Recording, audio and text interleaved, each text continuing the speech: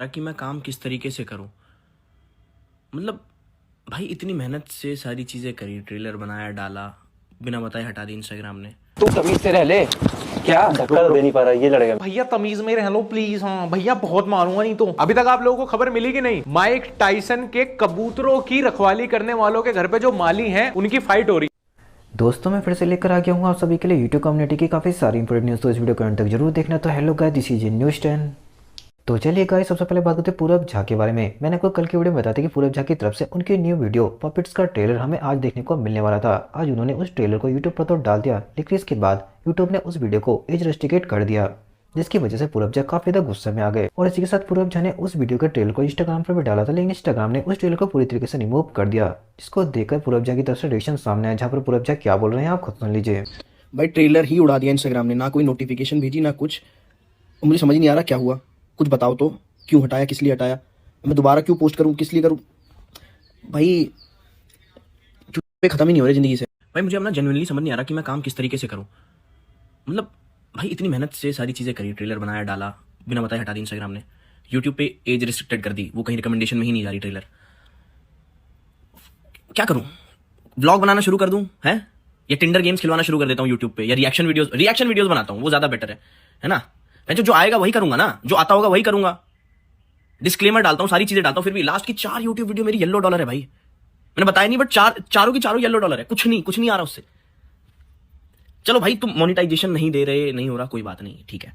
At least video recommendation में तो डालो, लोगों को देखने तो दो, देखे तो, हमें तसल्ली तो मिले कि हमारा काम कोई देख रहा है, अप्रिशिएट कर रहा है, उनको समझ आ रहा है। कह रहे हो भाई दोबारा डाल दो। अबे भाई दोबारा डालूंगा, दोबारा डिलीट कर देंगे।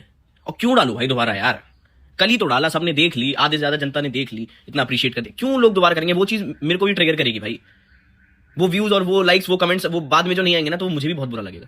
मैं दोबारा तो नहीं डाल रहा, अगर ये वापस कर दे तो बहुत अच्छी बात है, अदरवाइज मैं दोबारा तो नहीं डालूंगा। यहाँ हम टूट जाते हैं भाई, हम लौंडे। जिस चीज पे इतना मेहनत करो, जिस चीज को इतनी प्रायोरिटी दो, और वो उसके साथ ऐसा कुछ हो, तो यहाँ होता है हमें डिप्रेशन, समझे। करो। दोस्तों बात करते हैं इंस्टाग्राम इन्फ्लुएंसर अंडर डिफॉल्टर के बारे में। रिसेंट टाइम में अंडर डिफॉल्टर की वीडियोस काफी तो वायरल होनी, जो कि हमेशा पुलिस के साथ में दिखाई देते हैं, लेकिन इनकी उम्र 18 साल से कम है और इन्होंने इतनी कम उम्र में एक इतना बड़ा क्राइम कर दिया था, जिसको सुनकर आप भी हैरान हो जाएंगे। अगर इनके क्राइम की बात करें तो इन्होंने कुछ टाइम पहले एक नाबालिग की हत्या बहुत ही बुरी तरीके से कर दी थी, जिसके बाद ये काफी ज्यादा वायरल होने लगे। एंड इसी चीज को लेकर सम्राट भाई की तरफ से वीडियो सामने, जब सम्राट भाई ने इसी अंडर डिफॉल्टर को एक्सपोज कर दिया है। डॉन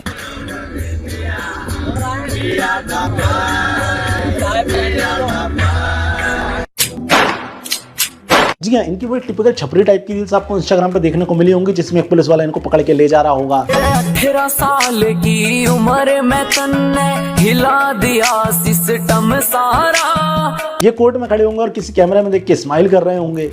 हमसे दुश्मनी उतनी ही करना जो कल को तुम्हें घर से निकलने में दिक्कत ना हो। अब नो डाउट सवाल यही आ रहा होगा कि ये अद्दू डिफॉल्टर आखिर में है कौन। बताना चाहूंगा, जो अद्दू डिफॉल्टर है, जो आज की डेट में क्रिमिनल है, बहुत पहले से क्रिमिनल है। इनका माइंडसेट जो है वो क्राइम की तरफ ही ज्यादा जाया करता था। एक दिन ये अपने मोहल्ले की गली में खड़े हुए थे और काफी ज्यादा नशे में थे। उसी मोहल्ले की गली में से इन्हीं के मोहल्ले का एक लड़का निकलता है, जिसका नाम था यूसुफ अली। जैसे यूसुफ अली इनके सामने से जा रहा था, अद्दू डिफॉल्टर ने उससे 300 रुपए मांगे। यूसुफ अली ने देने से मना कर दिया और अद्दू डिफॉल्टर ने अपने पास रखे चाकू से उसके ऊपर हमला कर दिया, और ऐसा हमला किया कि उस लड़के की स्पॉट पर डेथ हो गई। दिल्ली के वेलकम इलाके में किशोर की चाकू मारकर हत्या करने की वीडियो ने देश को डरा कर रख दिया। वीडियो में नाबालिग ने किशोर के गले और कान पर चाकू से 50 बार से ज्यादा वार किए। अब ऐसा नहीं, ये कहानी यहीं पे खत्म हो गई। अद्दू डिफॉल्टर अपनी दहशत बनाना चाह रहे थे। लड़के को मारने के बाद ये सीसीटीवी के सामने नाचता हुआ देखा गया। क्या चिल्ला रहा था वो मारने के बाद, क्या चिल्ला रहा था? क्या मर्डर कर दिया मैंने, मर्डर कर दिया बस, ये कह हाँ मैंने मर्डर। दोस्तों बात करते हैं ध्रुव राठी के बारे में। रिसेंटली ध्रुव राठी की तरफ से एक वीडियो सामने, जहाँ पर ध्रुव राठी ने लाइफ इंश्योरेंस की इंपॉर्टेंस को बताया कि आखिर एक पर्सन को लाइफ इंश्योरेंस कराना चाहिए या फिर नहीं, क्योंकि हमारे इंडिया में बहुत ही कम लोग ऐसे हैं जो कि लाइफ इंश्योरेंस कराते हैं, और ये दर लगभग धीरे धीरे कम ही होती जा रही है। तो इस चीज़ को लेकर ध्रुव राठी ने एक स्पेशल वीडियो अपलोड करी है, जो कि आपको देखनी चाहिए।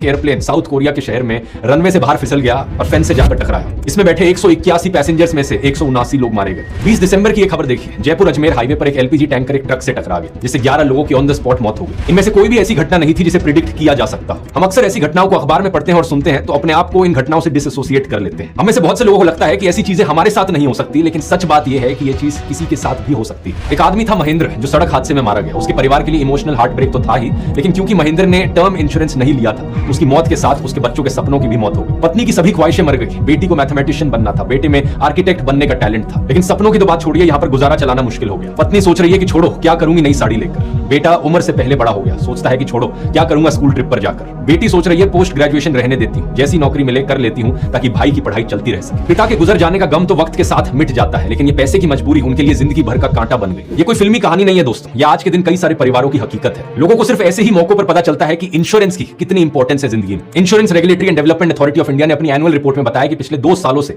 इंश्योरेंस पेनिट्रेशन कम हो रहा है। एनुअल प्रीमियम्स और जीडीपी का रेशियो फाइनेंशियल ईयर 24 में 3.7% पर आ गया। 5% से कम पॉपुलेशन के पास हमारे देश में लाइफ इंश्योरेंस है। कई लोग ऐसे होते हैं जो इन हादसों में मरते नहीं है बल्कि इंजर्ड हो जाते हैं। ऐसे केस में हेल्थ इंश्योरेंस की जरूरत होती है, और अगर हेल्थ इंश्योरेंस नहीं है तो परिवार को लाखों रुपए खर्च करने पड़ते हैं आपके इलाज पर। ऐसे में आपकी जान तो बच जाएगी, लेकिन आपके परिवार के ऊपर जो फाइनेंशियल प्रेशर है, परिवार की मजबूरी देखना मुश्किल हो जाएगा।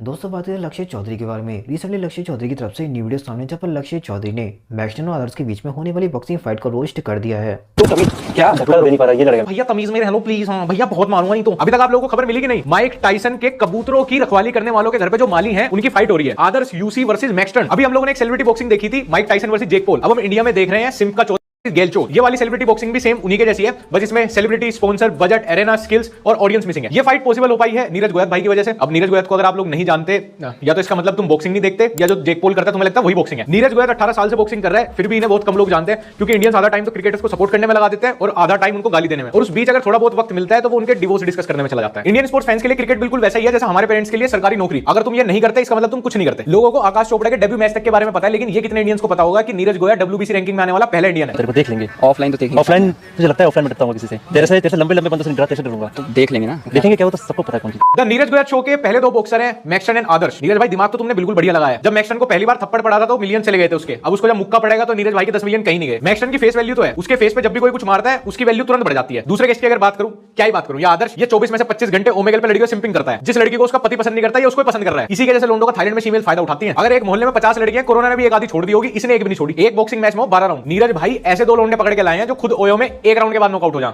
दोस्तों बात करते हैं सौरभ जोशी के बारे में। इसलिए सौरभ जोशी की तरफ से उनका न्यू ब्लॉग सामने आ गया, और इस ब्लॉग के अंदर सौरभ जोशी ने अपने घर में एक सीक्रेट रूम बनवाया है। अब वो सीक्रेट रूम कैसा दिखता है और वो उन्होंने क्यों बनवाया आप खुद सुन लीजिए। तो गाइस ये है वो सीक्रेट रूम जिसकी हम बात कर रहे थे। ये इतना बड़ा, और इसकी एंट्रेंस है यहाँ से। गाइस ये इतना बड़ा सीक्रेट रूम है ना, पूरा वहां से लेके पूरा वहां तक, कि भाई इसके अंदर 100 लोग रह सकते हैं। इतना बड़ा सीक्रेट रूम है। देखो इसमें इतना सारा सामान आ सकता है, बहुत कुछ आ सकता है इसके अंदर। देखो इसको अच्छे से डेकोरेट करेंगे, यहाँ सामान भी रखेंगे, और यहाँ पे 24 आवर्स चैलेंज भी करेंगे। मजा आएगा।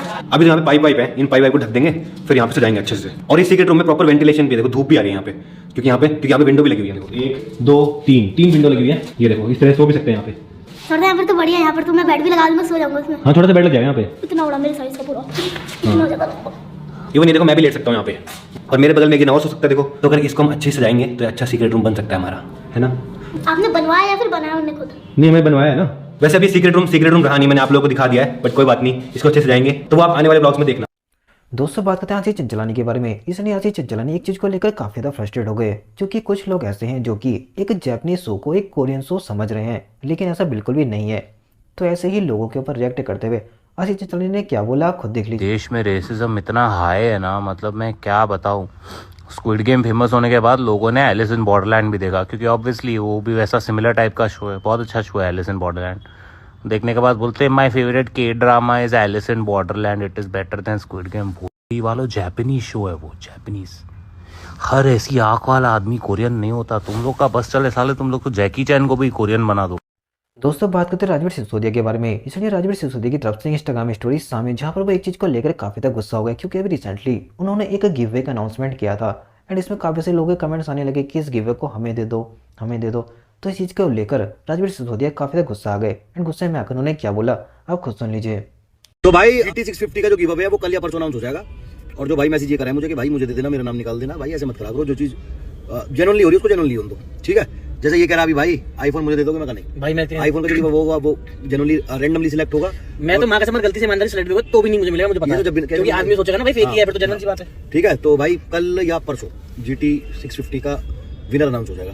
और जो भाई ये कह रहे भाई मुझे दे दो ऐसे मैसेज मत करो यार, मुझे शर्मिंदा मत करा करो ऐसे, ठीक है। Love you. दोस्तों बात है जड प्रभजोत के बारे में। इसलिए जड प्रभजोत की तरफ से उनका न्यू ब्लॉग सामने आ गया है और इस ब्लॉग के अंदर वो अभी भी अपने फादर की उस शॉप को मॉडिफाई करवा रहे हैं जो कि उनके फादर उस टाइम पे चलाते थे। कहाँ गई ये भैया हमारी है ये आपकी है सर। अच्छा फिर ठीक है, काम करने के लिए लेनी तो ले लो, ये फ्रिज पे रखी थी उठा रहे थे। काम करने के लिए लेनी तो ले लो, चाहिए होगी ना हाँ ले लेना, फिर वापस यही रखना, हमारे काम आएगी। लो जी एक पर्ची और आ गई है, 4560 रुपए की थी, एक पेटी का बैलेंस, एक पेटी के दे रहे थे 2280 रुपए की। लो भैया पेटी तो बोलते भाई लोग पता नहीं कौन सी पेटियां बांट रहे हैं। नहीं फॉर्चून की पेटी भाई, रिफाइंड की पेटी। लो भैया पेटी में पैसे दे दिए, एक पेटी लगी है। नहीं यहाँ देखा हुआ भाई। बाकी दोस्तों बस आज के लिए इतना ही, मैं लेकर आता रहूंगा आपके लिए ऐसे informative news online news channel पर। मिलते हैं आपसे नेक्स्ट वीडियो में, तब तक के लिए टेक केयर।